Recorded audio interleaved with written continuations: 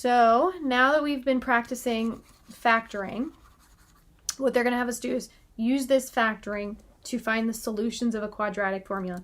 And a quadratic, when we have anything squared with the variable squared, we have this shape that goes like this. Woo, that's an ugly arrow. Like this.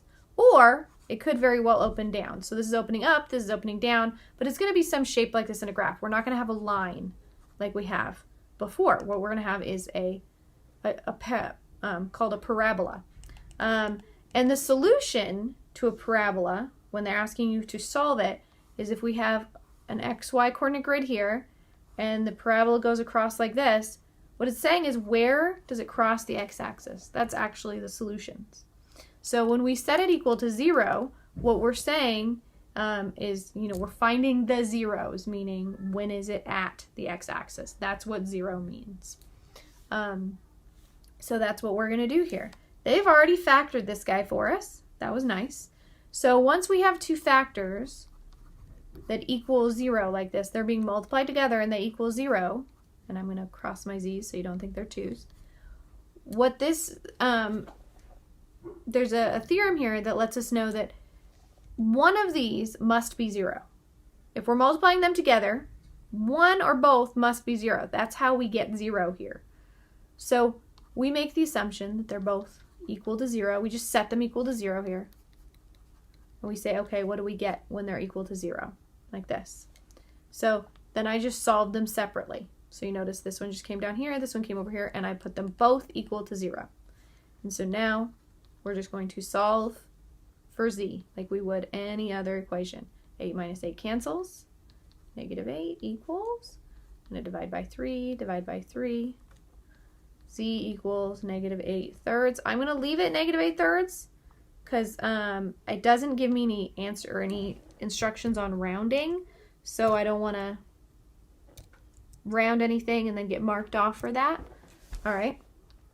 This one I'm just going to subtract 4 from both sides. 4 minus 4 cancels. Z equals negative 4. So I have negative 4. So let's see.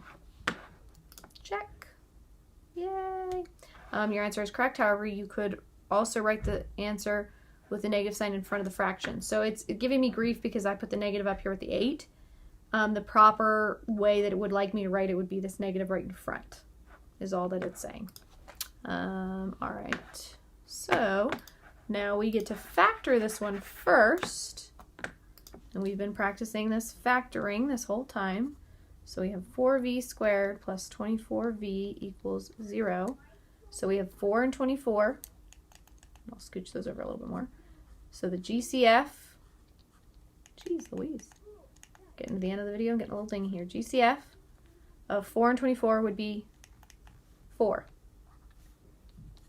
And then the GCF, we have v squared and v, so the GCF of that, remember, is just the smallest that I can take, or it's the most that I can take from either. The most I can take is the smallest. So v.